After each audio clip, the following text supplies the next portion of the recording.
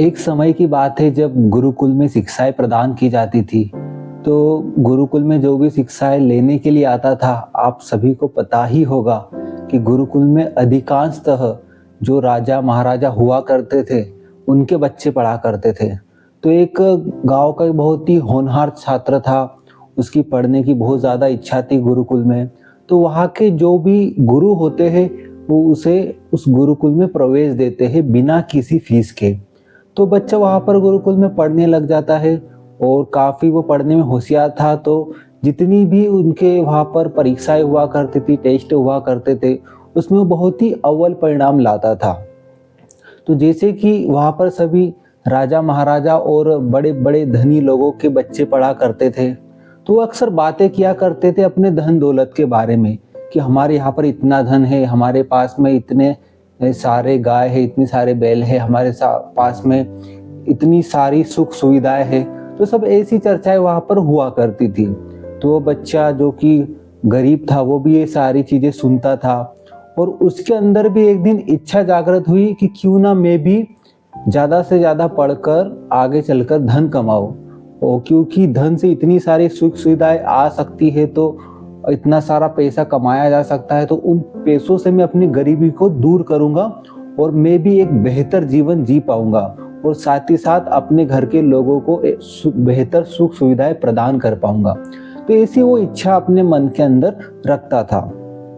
तो धीरे धीरे दिन बीतते चले गए और गुरु को भी उसके मन के अंदर की इच्छा पता चल गई कि यह बच्चा बहुत धन कमाना चाहता है। तो गुरुकुल की वह शिक्षाएं पूर्ण कर लेता है और आखिरकार वह दिन आ ही जाता है जिस दिन उसे उस गुरुकुल से विदा लेना पड़ता है, यानी कि उसे जाना पड़ता है। तो उस समय जैसे कि आपको पता ही होगा कि गुरु दक्षिणाएं ली जाती थी गुरुओं के द्वारा।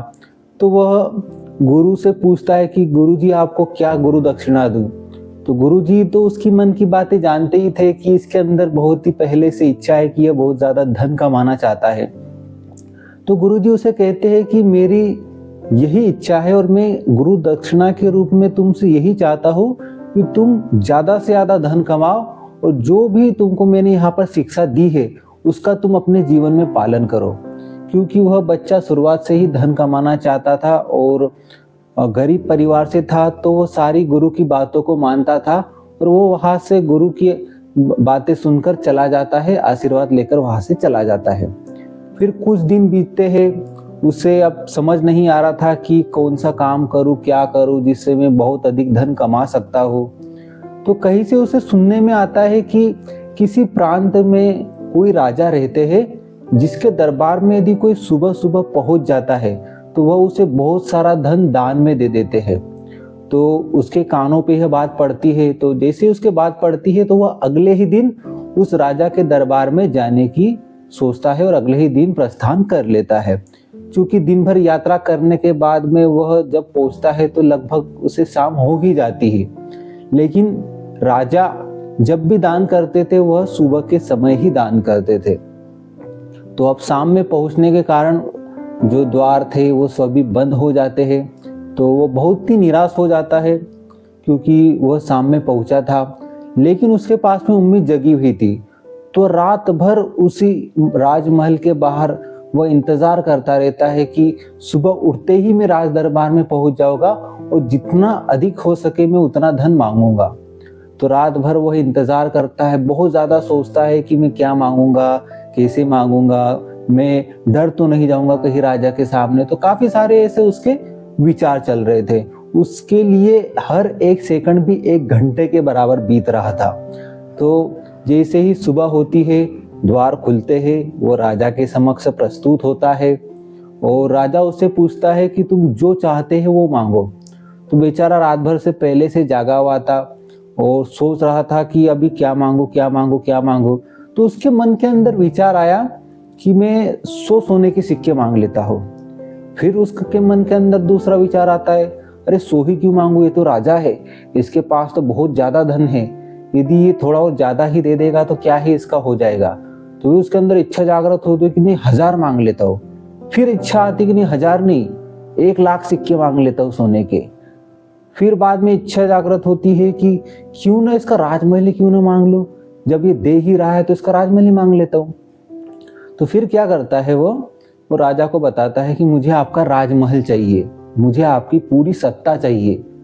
तो राजा भी बड़ा खुश हो जाता है कि कोई पहला व्यक्ति आया है जो मुझसे मेरा राजमहल मांग रहा है, और खुशी खुशी वो बोलता है कि आज से मेरी जान छूटी, मैंने राजमहल तुमको दिया।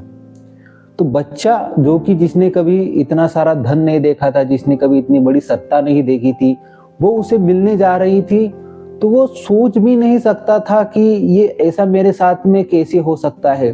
मैंने कभी इतना धन देखा नहीं, मैंने कोई मेहनत भी नहीं की और मुझे इतनी आसानी से ये सारी चीजें मिल रही है। वो इन चीजों को एक सपने के जैसे देखता है और वो उन चीजों पर भी मतलब मनन करता है, ओवर थिंकिंग करता है कि राजा मुझे इतनी आसानी से कैसे क्या ये सारी चीजें दे रहे हैं, जबकि ये तो काफी साल लगते इसको कमाने के लिए। जरूर कुछ ना कुछ तो इसमें कालाबाजारी है, नहीं तो राजा ऐसे मुझे राज सत्ता अपना सारा का सारा धन दौलत दरबारी मुझे नहीं दे सकते। तो बच्चा बहुत ज्यादा ओवर थिंकिंग कर लेता है और राजा को वहीं पर मना कर देता है और वहां से चला जाता है।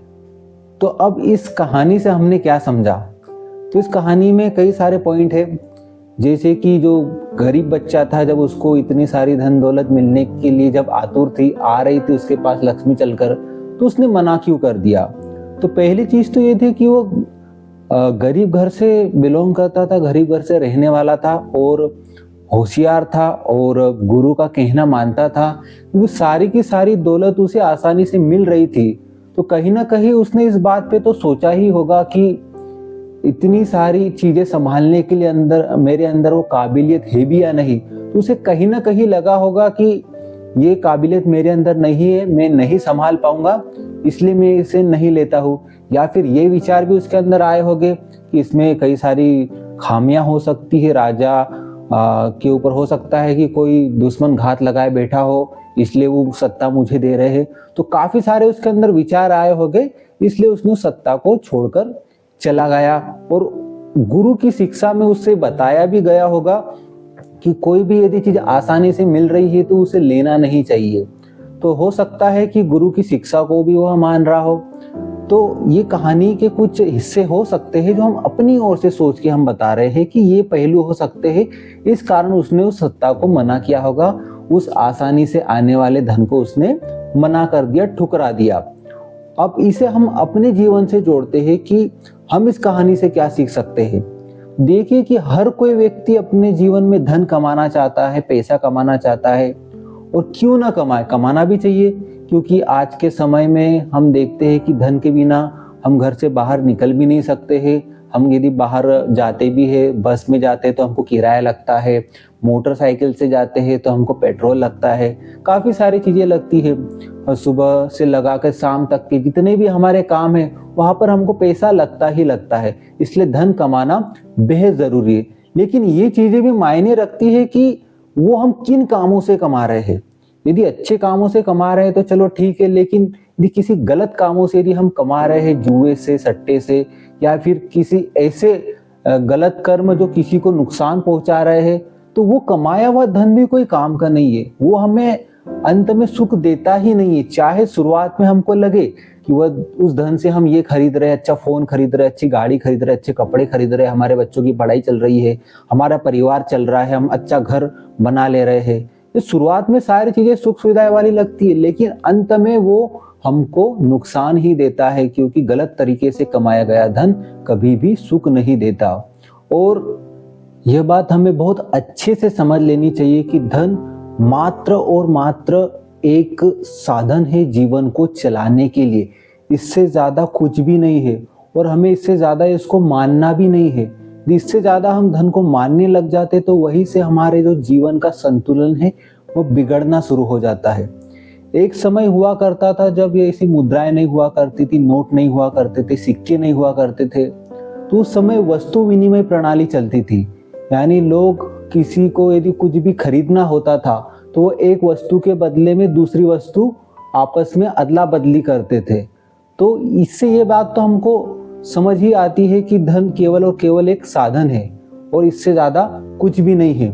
और साथ ही साथ हम आजकल देखते हैं कि कई सारे लोग धन को कमाने के लिए गलत कर्म कर रहे हैं, उल्टी सीधी चीजें कर रहे हैं, जबकि ये करने की उनको आवश्यकता बिल्कुल भी नहीं है। धन आसानी से भी कमाया जा सकता है, ईमानदारी से भी कमाया जा सकता है।